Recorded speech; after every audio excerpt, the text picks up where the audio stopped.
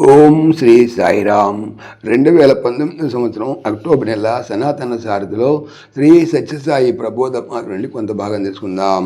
సాయిరామ్. ప్రశ్న: నవరాత్రి పండుగను ఎప్పుడు జరుపుకుంటాము?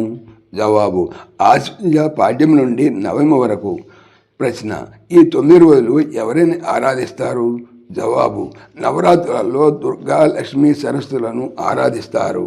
ఈ ముగ్గురు ప్రకృతిలో ఉన్న సత్వరజస్తమో గుణములే. సాత్విక గుణము సరస్వతి, రజోగుణమే లక్ష్మి, తమో గుణమే దుర్గా.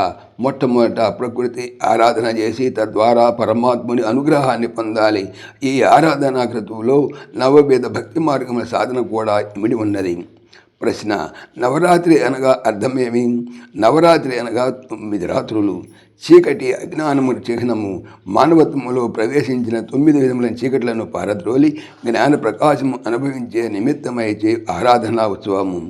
ప్రశ్న: ఈ 9 విధములైన చీకట్లు ఏమిటి? జవాబు: కామ, క్రోధ, లోభ, మోహ, మద, మాత్సర్యములు, మనస్సు, చిత్తము, అహంకారము. ప్రశ్న: నవ అనే పదానికి మరొక అర్థమేమి? నవ అనగా నూతన రాత్రులు అనగా పశుత్వంతో కూడినటువంటి మానవుడు సక్రమముగా భావనాయుక్తముగా నవాహిన వ్రతాన్ని ఆచరించి తాను ఒక నూతన మనుష్యత్వమును పొందుతాడు. నవాహినిగా వ్రతమనగా మనలో 9 విధములైన అజ్ఞాన లక్షణాలను సాధన ద్వారా దూరం చేసుకోవటం.